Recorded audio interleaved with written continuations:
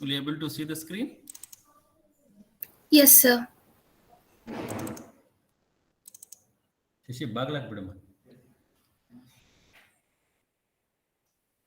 Excuse me, sir. Yeah, please. Sir, I am Hemalata, sir. Second internal portion is not told to us, sir. No, Venkatesh sir told, no, he will be telling, he has not informed it. Yes, sir. Okay. Sir didn't tell us anything. Fine. Anyhow, there is no confusion on that. I think you might have that first test, no, between module 1 and some portion of module 2, right? Yes, sir. So pending portion of module 2 and module 5. That will be portion for the second test. Okay, sir. Yeah. Are you able to see the PPT? Yes, sir. Yes, sir. Is slides moving? Yes, sir. Perfect. Then, yeah, good. So welcome back to the class. So hope there was a gap between the previous class and today's. Nevertheless, let us recap what we discussed and the subsequently the demonstration you had during the laboratory.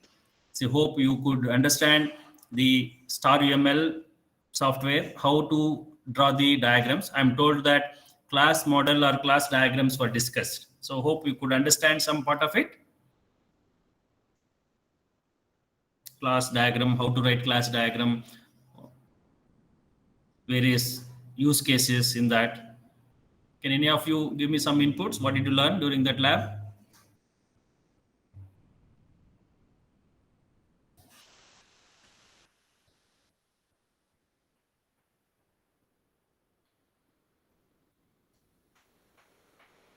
May I have some inputs? Building a relation between the two entities. Okay. Could you understand the UML part of it? Yes, sir. Yes, sir. Okay. Fine. Yeah. Let us come back to the discussion. So we stopped in the previous class at the various types of models, namely class model, state model, and interaction model. If you recall, class model basically provides the relationship between the various objects or the classes, which is similar to ER diagram that you have seen in a DBMS, but here it's more of the object perspective. But relationship is what that is mainly important under the class model. Second, state model will provide the picture of the objects or the state of the system with respect to the time. As we discussed, at a given point of time, what is the state of the given project or what is the state of the given software or a model is what is interest. So it keeps changing from time to time. That's why we say it is a history of objects or life narration of the objects and whatever it is. And third important is interaction model, which provides a behavior within or among the objects that takes place. So these are three different models which will provide a complete snapshot of a project or a product that we are looking at. Now our interest is to get into the class model in detail. So class model probably will be touching upon this type of concepts. What is an object? What is a class from UML perspective? What is an association or what is a link? How we can provide the inheritance or generalization in the UML, which is very important, and a class models we can take to understand various use cases, right?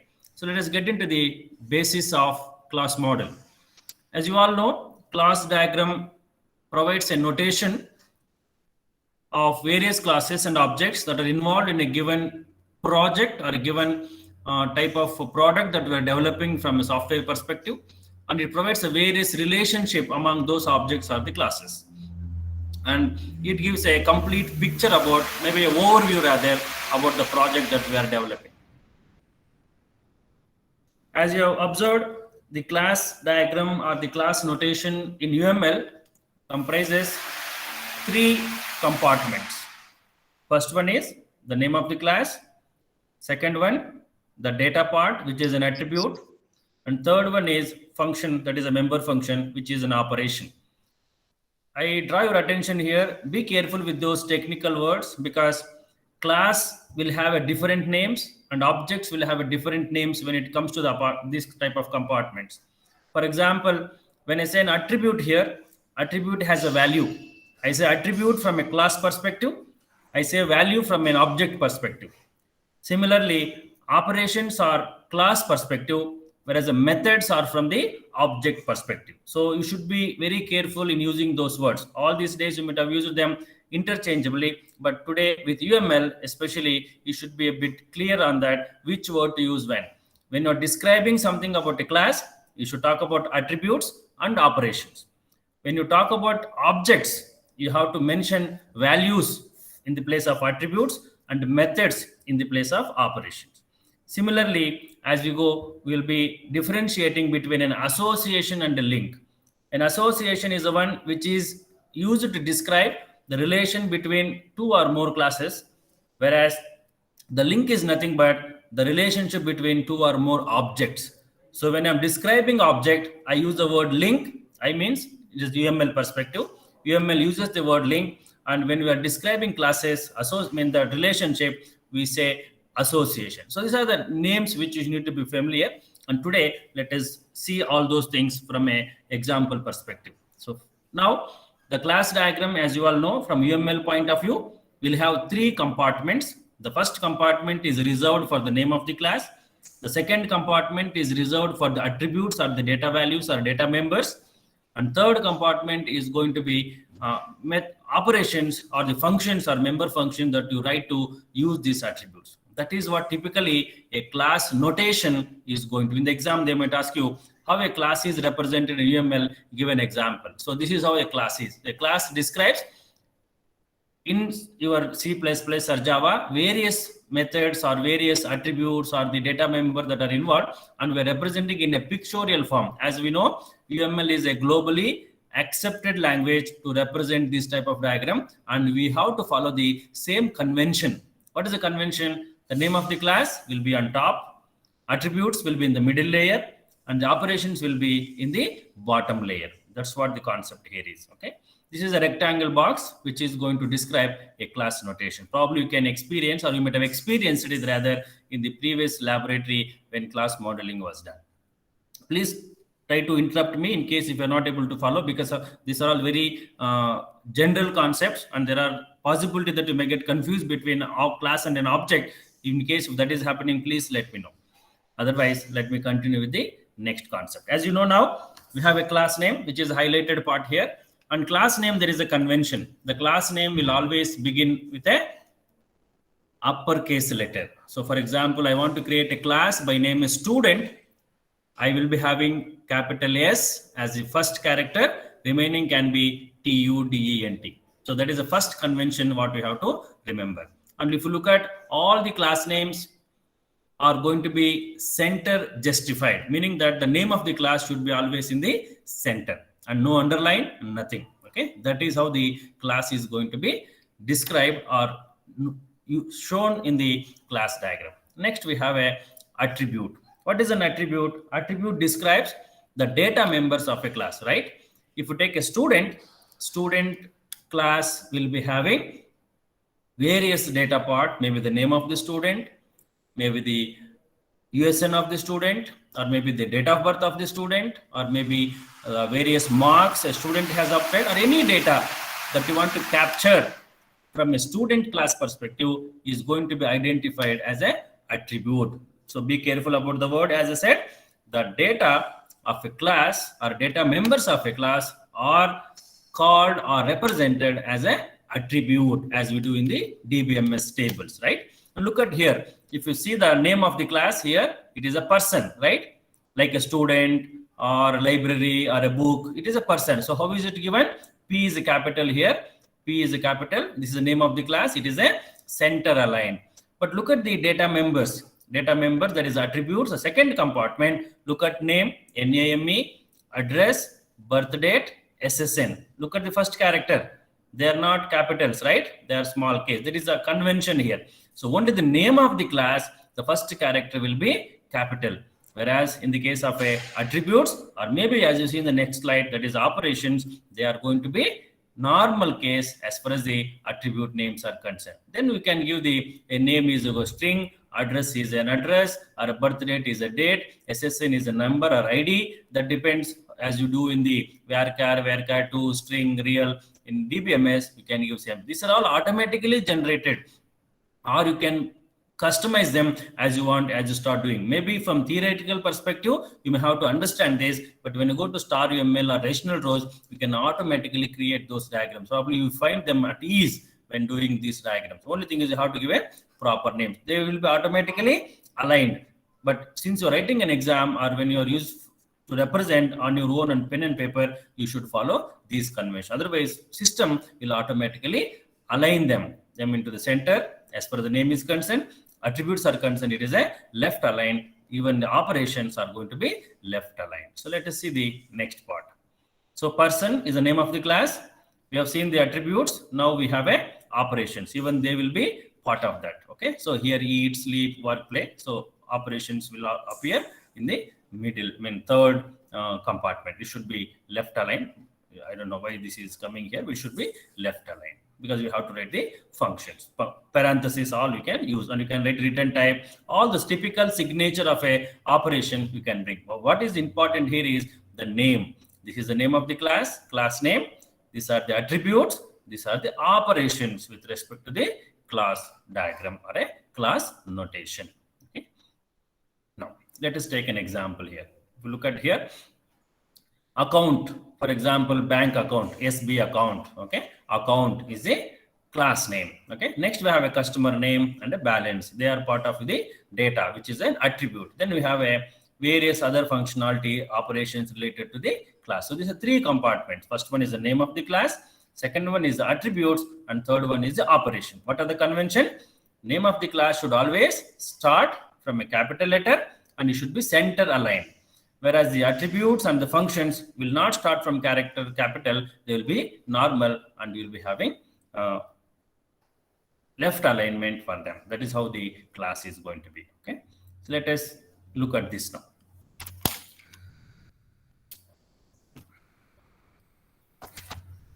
We have person class, and person class, if you look at P is a capital and it is a center aligned. This is the notation for the class. So UML symbol for both classes is going to be in a class box here, and classes are going to be center aligned. That is the name of the class, right? That's what we have seen. Let us take some examples of class notation so that you'll be able to understand.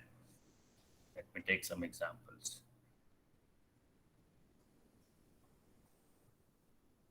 Okay, let us take this itself. Let us write. Let me know. I am going to write on some screen. Let me know if it is visible to you. I'm writing something. Are you able to see? I'm using iScribe. Is it visible?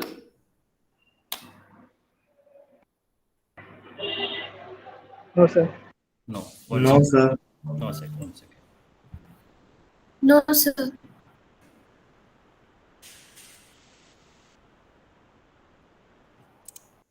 Now?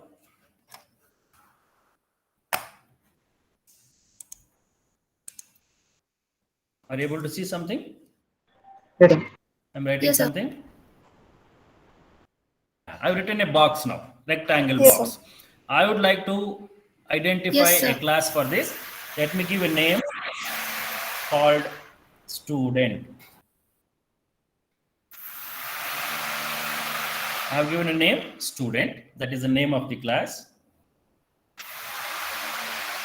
Now I have identified two more compartments. The first compartment is a attributes. What are the attributes we can give? We can use a name. Second, I can give DOB. Next, let me look at the operations. The operations can be calculate,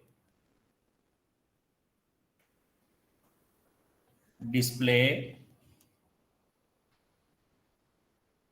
So this is how a class is going to be. So first one is the name of the class, which is written in the first compartment. Second one are the attributes which describe various data parts of the student class, and third compartment is the functionality, that is operations with which you can perform some activity on the data that you have just represented in the second box. This is how the class is going to be informed or designed in the UML. So these are all UML characteristics.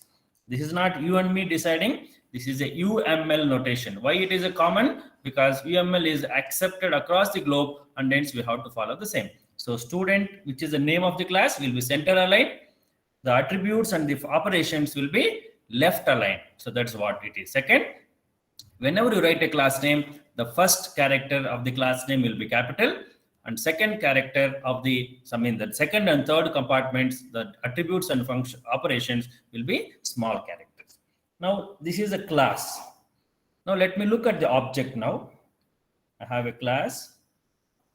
So whenever you represent classes, you normally write 3 compartments, but for brevity, you can also use single compartment with the name of the class. Okay, that is up to you, because if you are well versed once with the UML diagrams, probably you can do that. But anyhow, let me take the 3 compartment notation to start with. Now I want to create an object for this. When you create an object also will be having the 3 compartments. After all, object is an instance of a class, right? So this is a class. These are the objects. So what is the change that you see between a class and objects? So in a class, we know how a class is represented. If you look at the object now, object will have a name of the class followed by colon, followed by, let us say, some name I will give Girija. Okay. Now what are the attributes? Name. So what is the name of the student? We can write, or date of birth of the student. So all those things, data, actual data will be sitting. So everything here, whether the class name or the attributes or the function, attributes will be separated from the actual name, from the value. That's what we have decided, right? Class will have a attributes, whereas objects will have a value. Date of birth, for example, I will write 10/11/2000. This is the date of birth. That date of birth will be a value that is available in the object, because each object is a unique and independent. This is one way of creating a object. Second way, I will simply write colon. I will simply write Girija.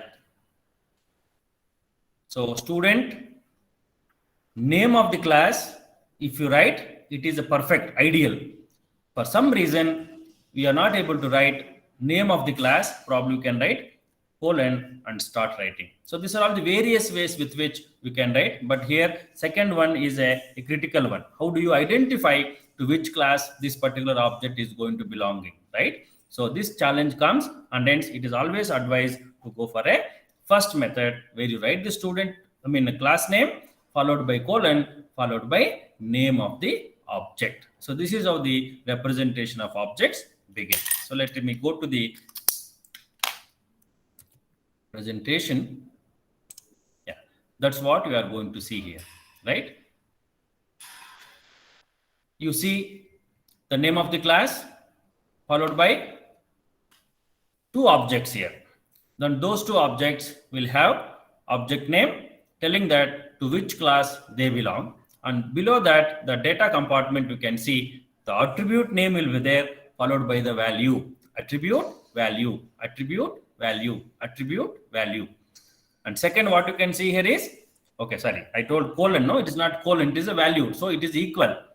So in the case of a class, it will be colon, whereas in the case of objects, it is a value, no? Like your assignment operator, A is equal to 10. So what is that? A is a identifier, 10 is a value. Since value is assigned to the variable, probably you have to look at the equal operator. So objects, when you represent the attribute name, followed by equal, followed by the name. Since you know that name is a string, it is kept in the double quotes. Whereas in the second case, birth date, it is a date, it is written as a date of birth only, is a normal typical day, DTD, MMM, and YYY concept. Okay, whichever you want to comfort with that. So that's how the classes and objects are differentiated. No doubt, objects are an instance of a class, but when it comes to the representation, there is a clarity given between what is a class and what is an object, because objects need to be a bit specific and they are unique in nature. So date of birth cannot be same for all, right? So each object will have a different date of birth, and address cannot be same for everyone. Each object will, thereby each object is unique in its existence. But no doubt, these objects are commonly associated with a particular class. That's how we are going to provide them. So this is how a class and object is going to be shown. Okay? Now, what is not right from UML also we should know, because UML provides a platform to represent various models or the diagrams. At the same time, it is not advised to have the identifiers. For example, you give some ID for this person. Okay, what is this ID? Some number, serial number, keep on changing 1, 2, 3, 4, 5, 6. Such data we should not capture in the class. How about USN?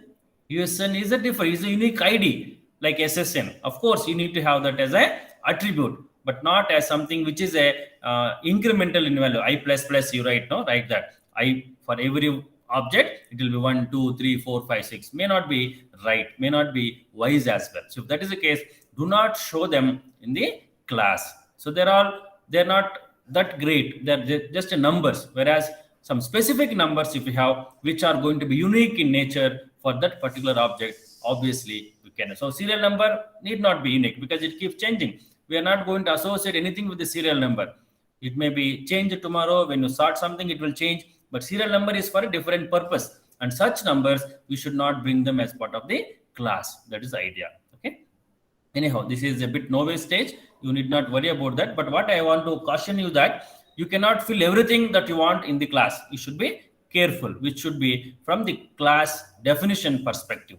What you do in a normal programming, the same class concept need to be brought. Just because the diagrams are freehand and you can write whatever you want, you cannot write everything. So look from the software perspective, that is the language perspective. Accordingly, you should write. Language means the object-oriented programming concept. Because as you know, each diagram can be converted into code. So we should not write something confusing, or we should not write something not relevant to the programming. So we should be in line, writing the diagrams in line with the programming, right? So that is the idea. Next. Yeah, as I said, operation. First, we have seen the attributes. Each data part of a class is called as an attribute, whereas each data that is specific in the object is called as a value.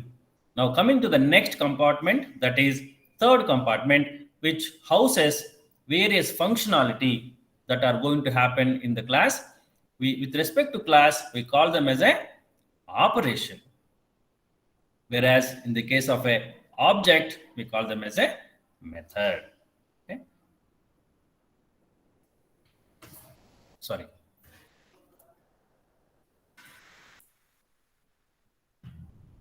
One second. Let me clarify myself.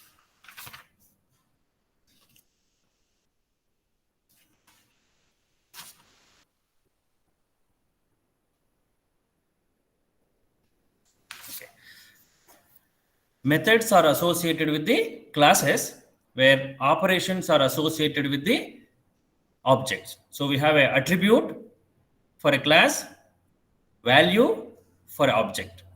In the same parlance, we have a method, which is a generic method for applicable for a class, while an operation, which is specific to a particular object. Even though I say specific, it is not going to be different. Only the data parts are different, but the functionality, the way it works is going to be same. Okay. I beg your pardon here, small confusion. So method is identified for the classes, whereas operation is identified for the objects. Okay. If I have told something else in the previous slide, so please correct that. So methods are mainly for the classes, whereas operations are for the objects. Okay. So whatever we have taken a student class now, where we have taken a calculate and display. So calculate is a function, a method.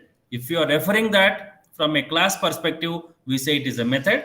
Methods are implemented in a objects through a operation. So thereby, whatever the calculation we are doing for a Girija object, what I have taken, probably they are going to be considered as a basic operations with respect to those type of objects. So any object will have these methods and they can be considered as part of the functionality. So the process of calculation or the process of display as a function or a method is not going to change, but maybe the attributes that are values that we are going to pass on will be a small change. So thereby the method operation is a distinction with respect to whom we are going to represent. If it is a class, we call it as a method.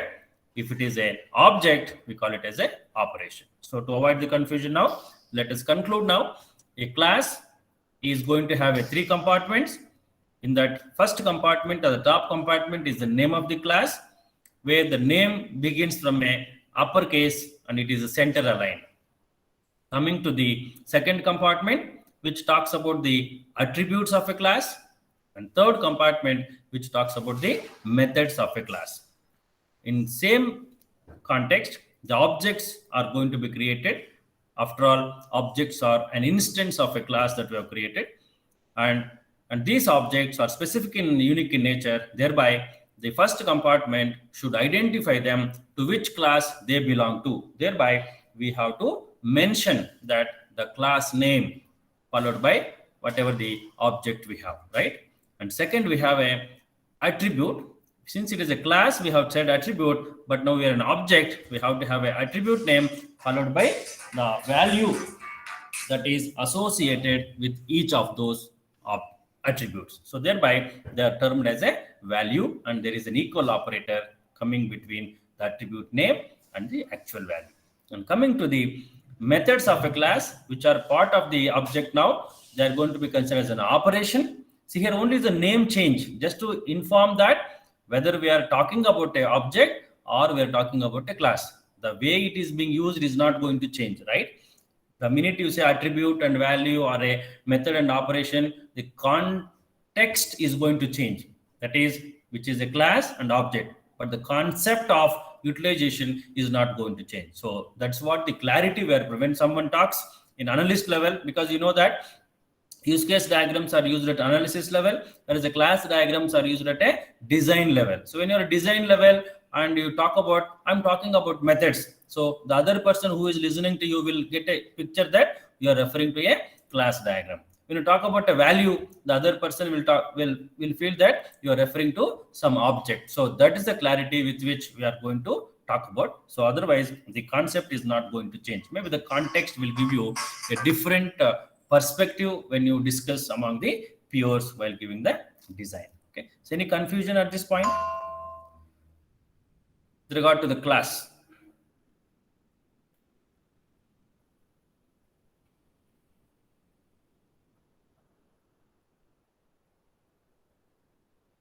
Okay.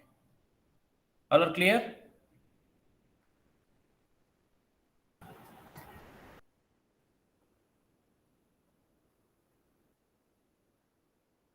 Fine. Yeah. If you are done with this, we'll move to the next concept, which is a link and association. Okay. As I said, link, we know attributes and value. Attributes are for classes, values are for the objects. We have seen methods and operations. Methods are for the classes and operations are for the objects. Now we have a links and association. So here association is a name for a class, whereas a link is for a object. So association is a name given for the class and link is a name given for the object. So let me show. Hope you are able to see the sheet. I have a class.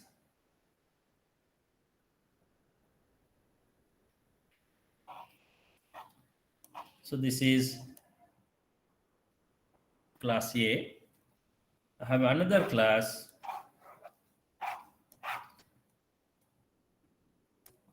class B. And these are the two classes which are existing in my project. Now, somehow I see there is a relation between these two classes. What I'll do, I'll just draw a line between these two classes. The line that is connecting the class A and class B is called as a association. The same parlance, I take an object which is related to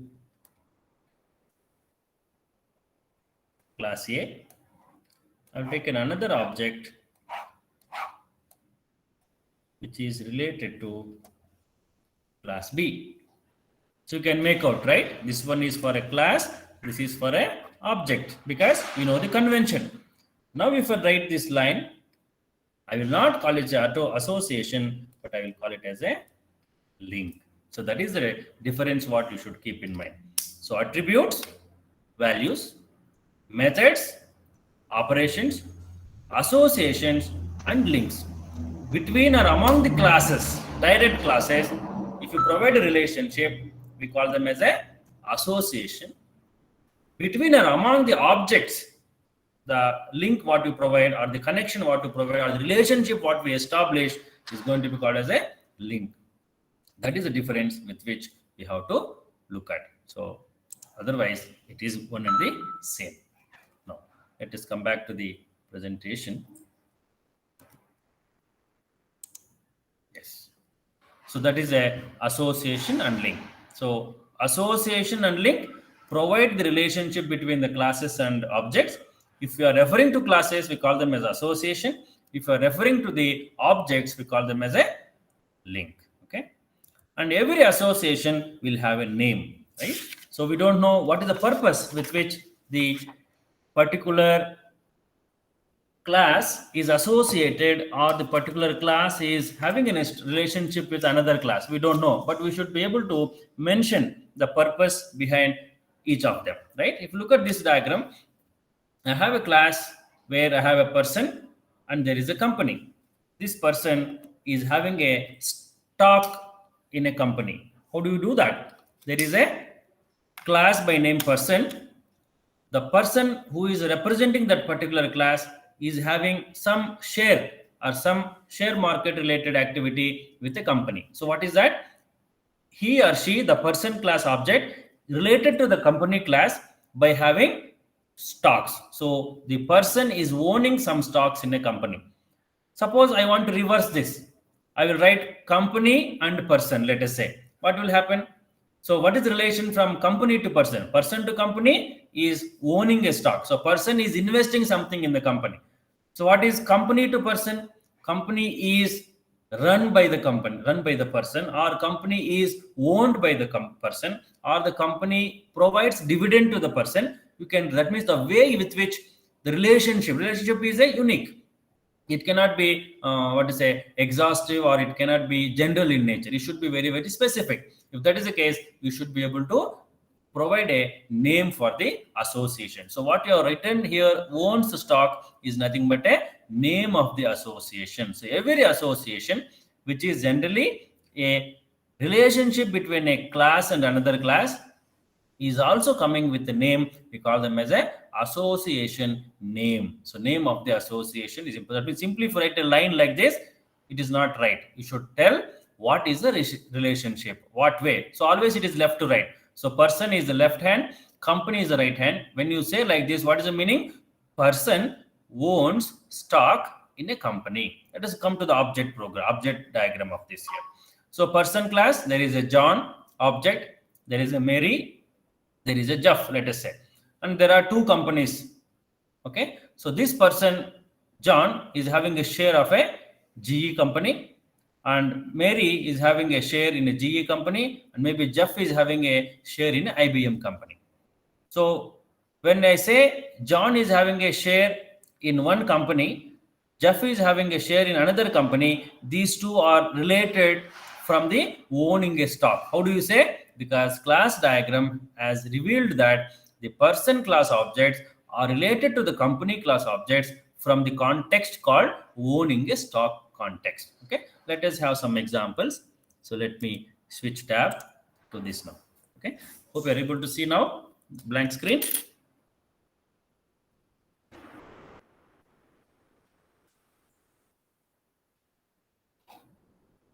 Able to see what I write?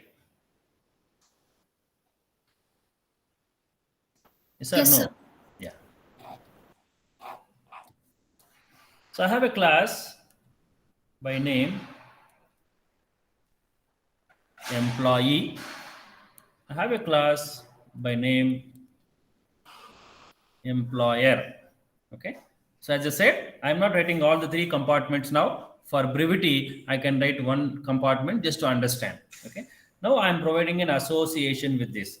There is a relationship between employee and employer. Can I stop at this point? Will it be a valid class relationship? Because class diagram talks about what? Relationship between two classes. So I have provided a relationship by way of writing a line. Is this end of this? Can I stop at this point?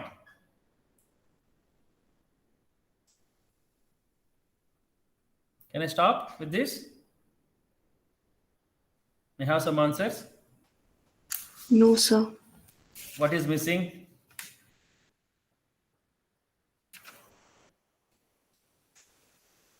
What is missing?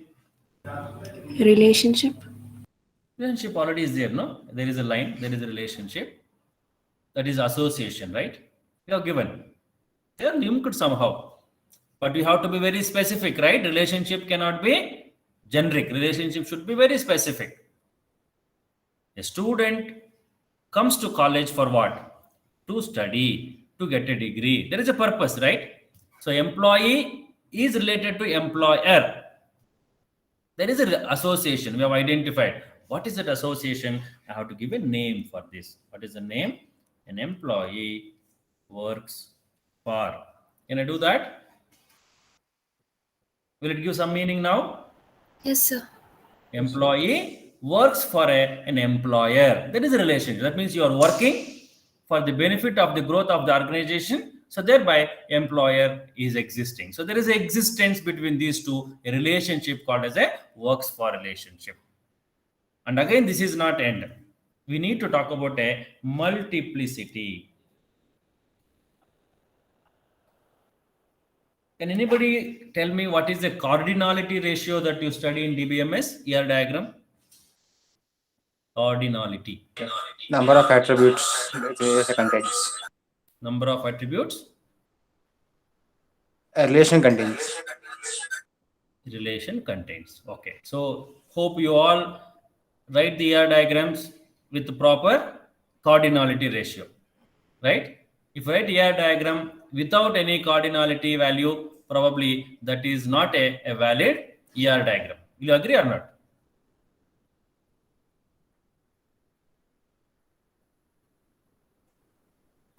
Can I Yes, say sir. that sentence? Yeah, right.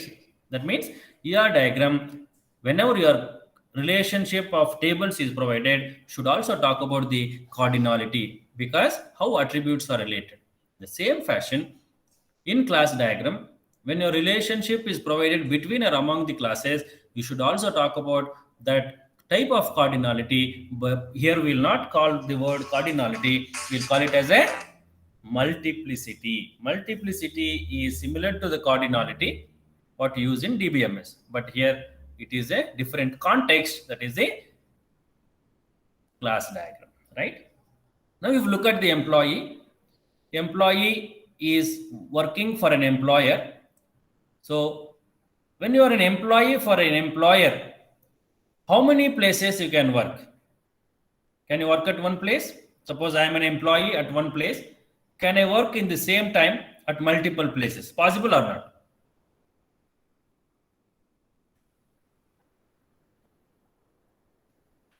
As an employee object, can I work for multiple employers? Yes or no?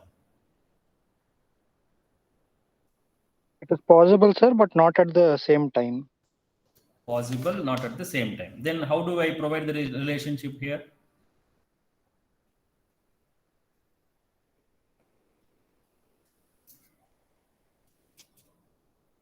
an employee works for a particular company. That's what normal trend, right?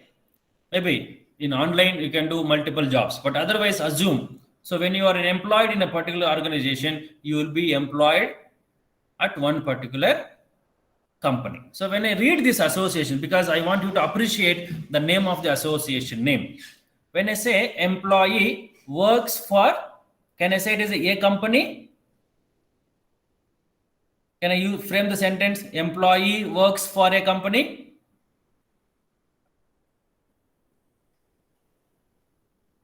Yes or no?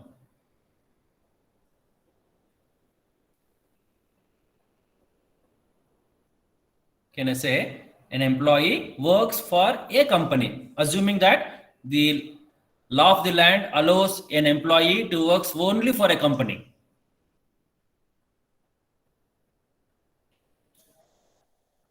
I need some inputs. I'm telling now, there is an employee. He or she is working for a company. This is employee. This is employer. We have established an association. What is the name of the association? Works for.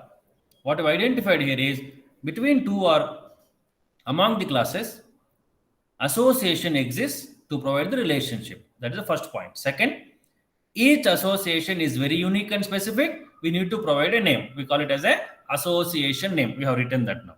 Next, third point is each class, when it is associated with another class, should come with a number that is called as a multiplicity, meaning that how many instances of this class are related with the how many instances of another class. That is the meaning behind the multiplicity, which is in line with your cardinality, right? That you see in DBMS or ER diagram. Now the question is, when you say employee works for an employer, we have to specify. That means what I want to appreciate here is by writing one simple diagram, you are going to give so much of information. You are telling there is an employee, there is an employer. You are telling employee works for an employer. Second, you are telling these two are the classes or objects. Next, you are going to give some more information. How many employees can be there with the employer, or how many companies an employee can be associated with. So that we are going to represent in the multiplicity form. My question over here is, assume that an employee works for a company. That means it's only one company. So can we take this diagram and represent, assuming an employee in this particular world can work only for an employer? If you say yes, I will provide the multiplicity now. Okay, the context. So my context here is now an employee works for only for one employer. Are we all in the same page?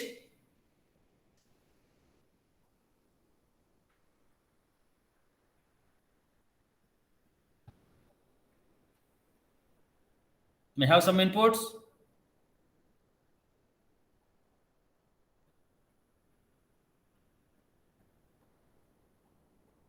Okay. What happened? Hope all are in this call.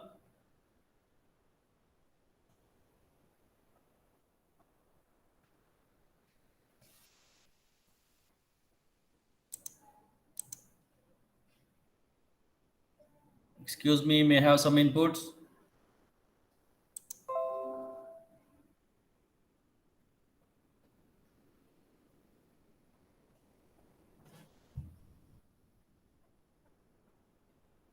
If you don't give inputs, I can't continue.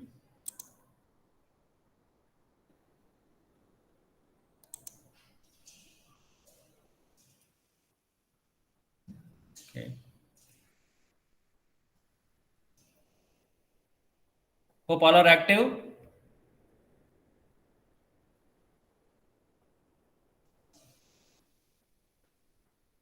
Yes, sir. Then why I'm not getting answers? Did I ask something different or what? I'm just asking. I am taking a sentence. What is a sentence? An employee works for a company. Can I take that sentence and complete this diagram?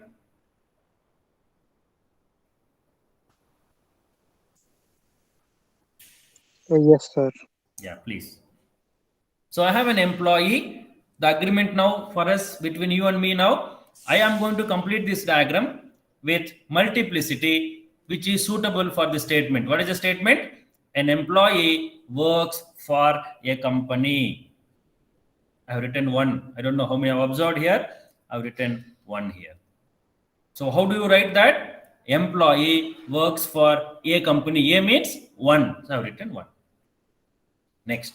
So relationship is not one-sided. Relationship is always a bidirectional, and your association, when you write a line here, is a bidirectional, meaning that both employee object or a class or the employer object or class are related to each other. So when I look from employee perspective, employee is working for one company. But look from an employer perspective. So how many employees will be there with the employer? Many. Is it one? Many, sir. Many. That means I have a relationship between employer and employee, which is a many to one relationship, right? So I represent this with a star. I don't know how many have seen the wildcard star. Star means many, multiple in nature, right?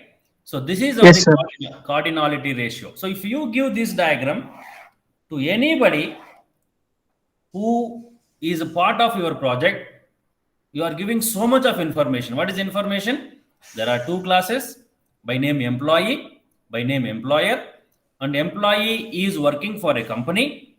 And how many employees can be there in a company? There can be any number. There is no, it is infinity. There is no restriction. Whereas an employee can work only for a one company. This is one way. I will take another way, because you should be very careful how do you write. So all lies with what you write and how you write. So meaning will change, right? So I have another diagram called employer. So works for. Now the question is,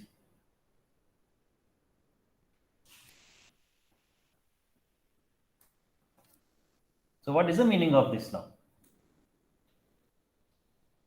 In the previous diagram, I told an employee works for a company. It is mandatory. You have to work. In the second diagram, what is the meaning? I have not changed anything. Instead of 1, I have written 0.1, meaning that it can be 0 or 1. So I'm calling someone as an employee who is not working for a company. Still, I am calling it as an employee. If you want that, you can go for this. Or I have another representation. Again, I'm repeating, everything lies with how you represent and what you represent. Same employee, same employer. Employee works for company, but I will write 1 here, I will write star here. What is the meaning?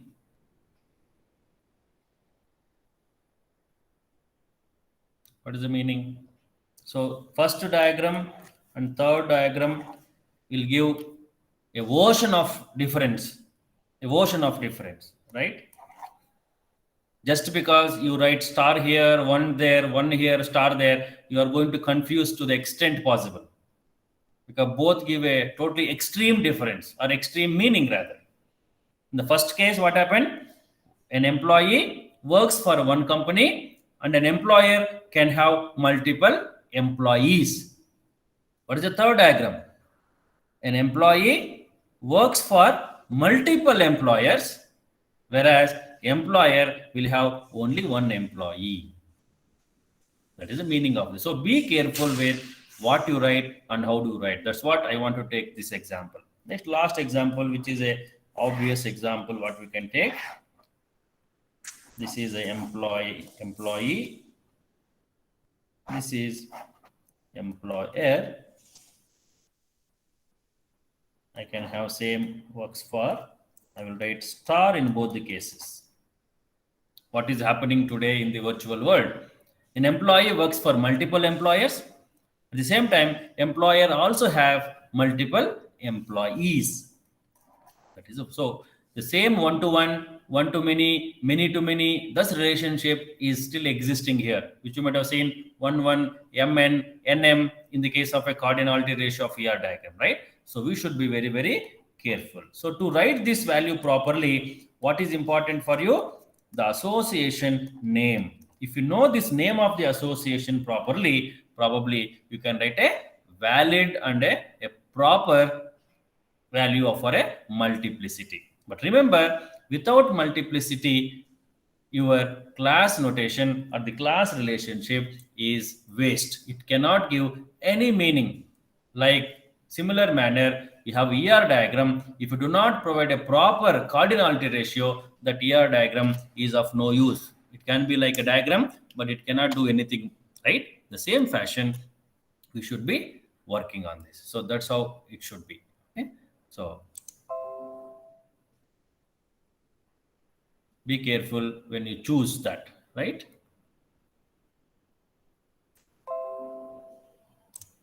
So now, so that's what we are representing here. Okay. So now, association we have seen now. Is BPT visible? Yes, sir. Yeah. Association we have seen, as I said, it is a bidirectional. Each association will link both the left-hand side class and the right-hand side class in a bidirectional manner. But when you talk about the association name, it is left to right, one-sided. Okay. So once you know that, probably you can write the proper association name and proper value for it, which is a multiplicity. But without multiplicity, you cannot complete the class tag. Okay. Next. So this is what the multiplicity we have seen. It can be 0 or 1, as just now I have given you 0 dot dot 1, 0 or 1. If it is 1, 1 only. 0 dot dot star, it can be 0 or more. 1 dot dot star, 1 or more. All these notations are available in our wildcard concept, and this is how it is going to be. Okay. So dot dot will give you the range between the left hand side value and the right hand side value. That's how it is going to be provided. So you can see here, a car transports passenger. How many? We don't know. It can be 1, 2, 3, 4, 6, depends. If I say a car transports 1 dot dot star, what is the meaning of this now? You can have any number of people. I don't know, you might have seen recently C-17 planes coming from Afghanistan. They're having n number of people. Okay, the capacity may be 200, they're carrying 500. But whatever it is, you cannot carry beyond 500, right? It cannot be infinity. So be careful when you use star. So you cannot use, so you can say 500, you can say 600, you can say 200, but you can't use star. So for a car object, I can't use star because car is having a limited space. So be careful. This is how you should be able to make sure. So whatever you write is going to be sensible. And important here is where to write. Can you write here or write here? So car transports 5 people. Car transports 6 people. Car transports no person. So that's how you should be reading. So it is like English sentence depicted in a diagram form. So that is the concept of a multiplicity. Now, so you can take some of these examples. An employee works for a company. Just now we have seen that. So meaning that employee works for one company and this company can have a multiple employees. Next, administrative assistant is, we don't know, they have not given the, what is the name of the association here. I don't know what is the relationship here, but as per this, what is the meaning? Administrative assistant can be one or more managers, whereas one manager will have a multiple assistants. So a company will have a one board of director, and one board of director can be working only for a one company. An office will have a multiple employees, whereas an employee works for a no office or one office. Look at this here. A person object can be board of directors. any number of people can be part of the board of directors, but board of directors will have no person or minimum 3 to 8 people. So this is the range. 3 to 8 people can be part of the board of directors. So everything you can project using the proper values called as a multiplicity. Okay. So this is the concept we have seen today. All those things you can refer. Multiple examples we can have. So look at this now. ATM bank. So ATM is part of a one bank. So one ATM is part of one bank, whereas one bank will have a multiple ATMs. So that's how we are going to look at. So many to many, one to many, one to one, many to one. All those things are possible. This is an example of a many to one. This is one to many. Okay, we have seen star, many to many. So like that. Okay. So these are all. I will leave it to you, and you can work out on that. Okay. So for example, look at this country. A country will have how many capitals? One capital. So a country has one capital, and this capital belongs to one country only. So that is the case. It is a 1-to-1. So these are all various examples we can look at. So probably you can start exploring on this. But what you have to understand now is a class diagram comes with a 3 compartments. It has its own conventions from UML perspective, and you should be very familiar with the names, attributes, methods, associations are related to the class, whereas values, operations, links are related to the objects. And a class can be related to the another class with a link called as, or with a relationship called as a association. Similarly, objects are related to the relationship called as a links. And each of the association or the link should have a multiplicity, which tells us that how many instances of a class, of a particular class rather, are associated with another class. So that is very important, which is similar to your cardinality ratio in ER diagram. Okay, these are all the things related to that. So probably we'll understand more on this when you go to the next topic. So we'll continue with the other one called as a association names related activities from the next class. Okay. So with this, let me conclude today's class.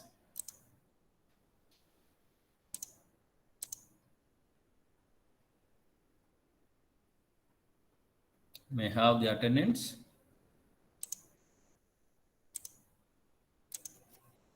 Number 1, 2, Yes, sir. 3, Yes, sir. 4, Yes, sir.